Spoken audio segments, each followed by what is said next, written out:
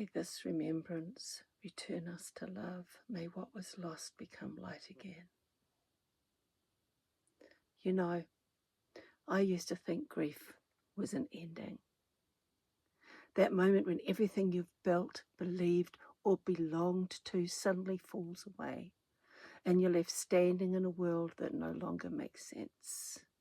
But grief, she doesn't end things.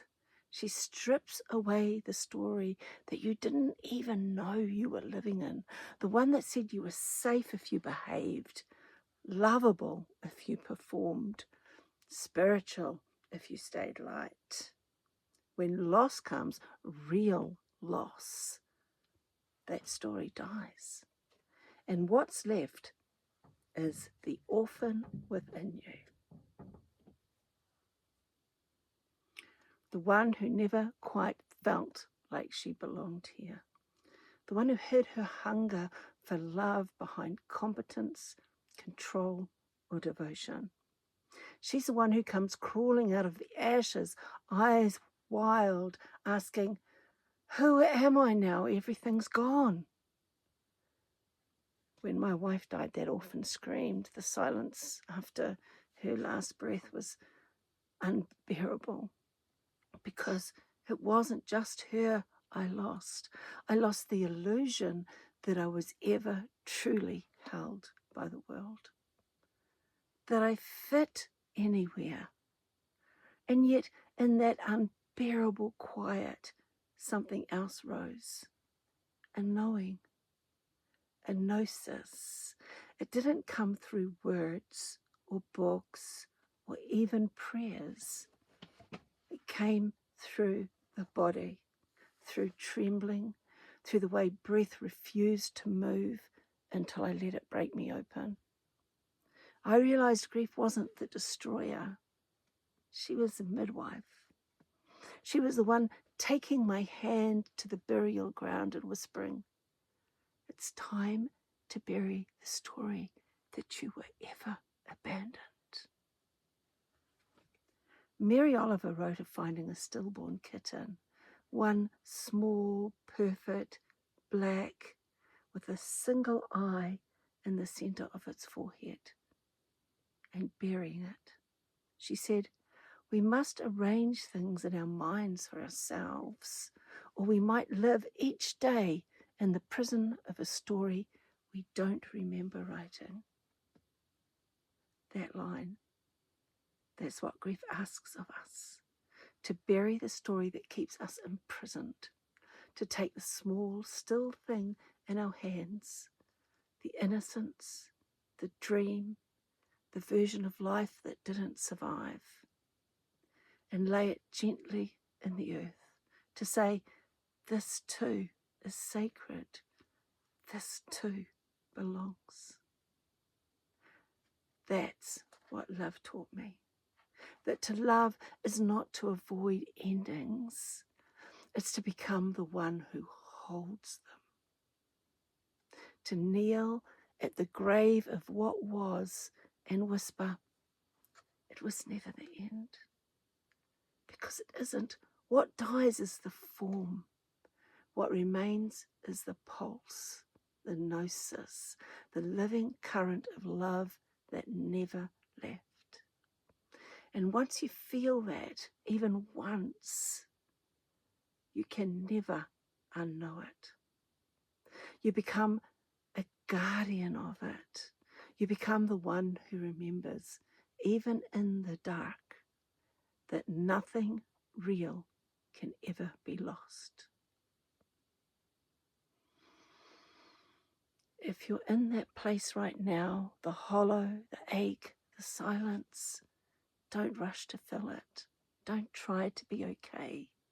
Let grief unmake the story. Because what she's really doing is remaking you. Our intention for today: may the shattering reveal what's whole. May you touch the love that never ends. Or we'll say it in the singular, personal. May the shattering reveal what's whole. May I touch the love that never ends. Ooh, feel how that feels in the body. To honor the orphan within, the one who believes she's been abandoned, and to remember through grief's gaze that nothing real can ever be lost. Type below, love remains always. Now, if you're dealing with this heaviness and this weight, I have a trial, $2 trial for your first month on my Ko-fi community. The link will be in the description. Pop on over and have a look.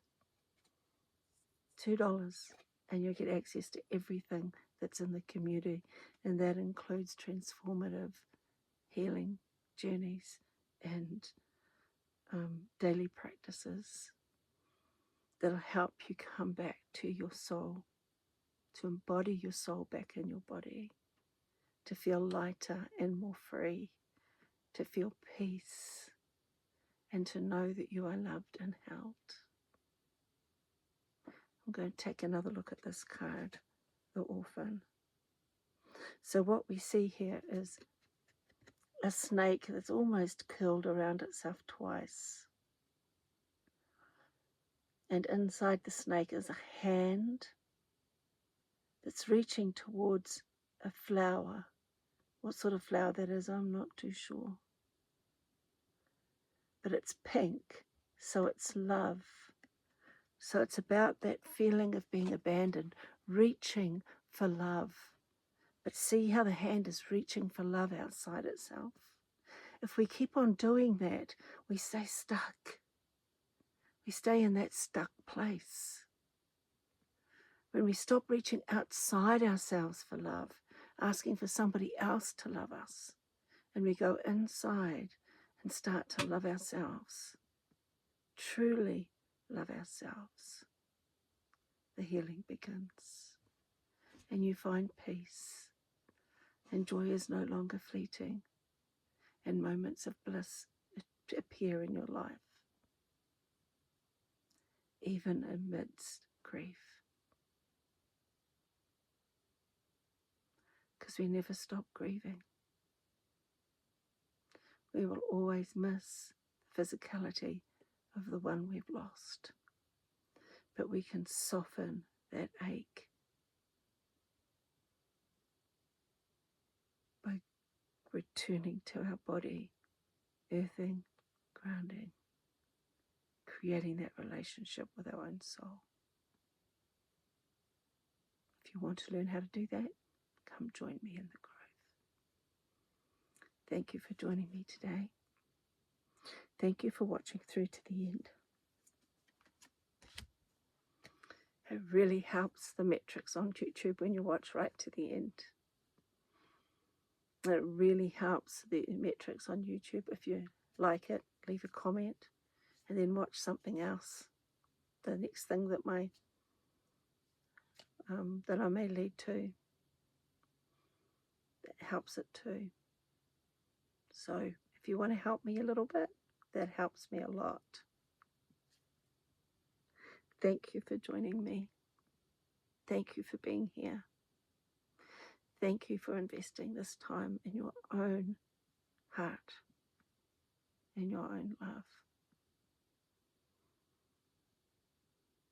May you touch the love that never ends. I'll be back again tomorrow. Shalama.